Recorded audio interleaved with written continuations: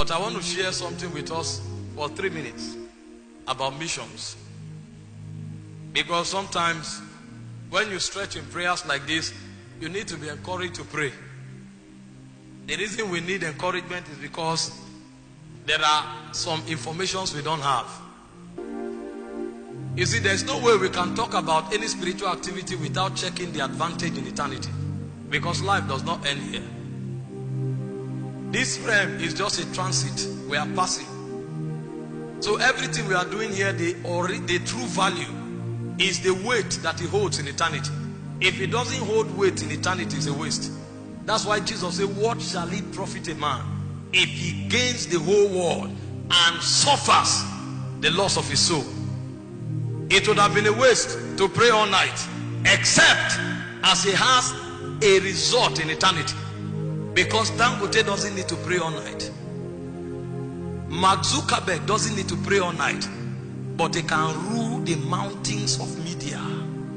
He can rule the mountains of commerce.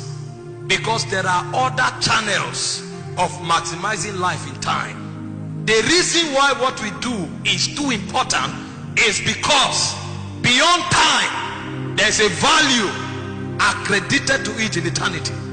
And the first value of laboring for missions is that we become the stars of God. In Proverbs chapter 11 verse 30, he said, they that win souls shall be wise. And this is not wisdom to prosper in time. There are many kinds of wisdom. There are many dimensions of wisdom. Some wisdom gives you advantage in time. So by certain kinds of wisdom you can gain wealth. The wisdom of giving and receiving. He said, give, it shall be given unto you. Good measure, shaking together, pressing together and running over, shall God cause men to give to your bosom. If you give to a prophet in the name of a prophet, you will receive a prophet's reward. These are wisdoms that make for maximizing time. But the wisdom of winning souls is beyond time. It's in Daniel chapter 12 verse 3 that it tells us the impact of that wisdom. It says, and they that be wise, they shall shine like the brightness of the heavens and like the stars forever. So the stars of God are the soul winners. There are many things that make for a glowing garment, a shiny garment in eternity.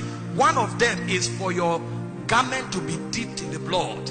But there is another one that makes men shine.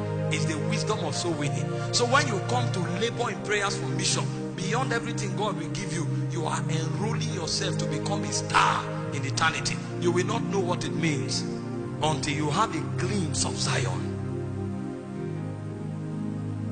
This is why these kinds of investment can never be lost.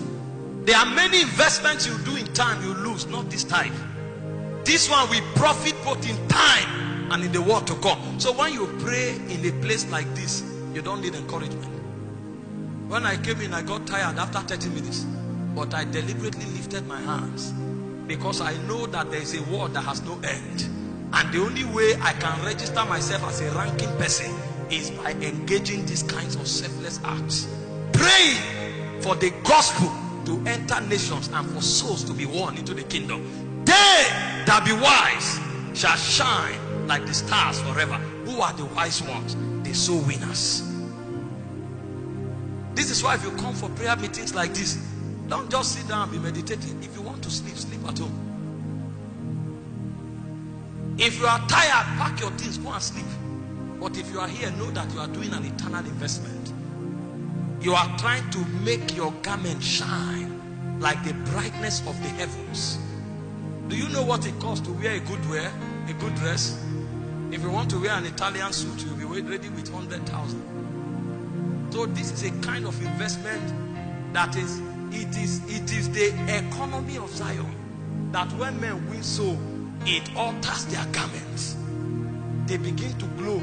It was on the Mount of Transfiguration that Jesus' garment was altered. What was he praying about?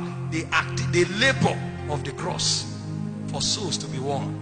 It is an economy that exchanges your garment.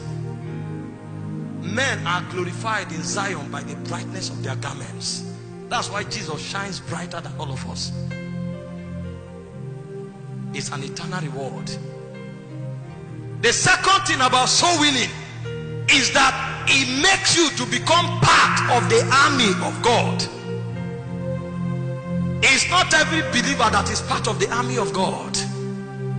It is those that labor to bring souls into the kingdom. He said, if our gospel be hid, 2 Corinthians 4:3, it is hid to them that are lost, whom the God of this world hath blinded their mind, lest they should receive the glorious gospel and be saved. So those who do missions, they don't fight with men, they fight with principalities. So while they are yet on earth, they are being recruited into the army of God. These are the type that Jesus can partner with in eternity. So in Revelation 19 verse 13, when Jesus came out with the white horse, the Bible said, they that purified their garments, they came with him, and they were the ones that fought the battle of Armageddon, because they have perfected the art of fighting for souls in time. So when Jesus comes, and the greatest honor of Zion is to stand side by side with Jesus to war. There are many things we'll do that will vanish like mist, but the men that will stand forever, they are the warriors of the kingdom. That's why I said until the time of John, there were many people in the era of John, but John was a warrior. He was the one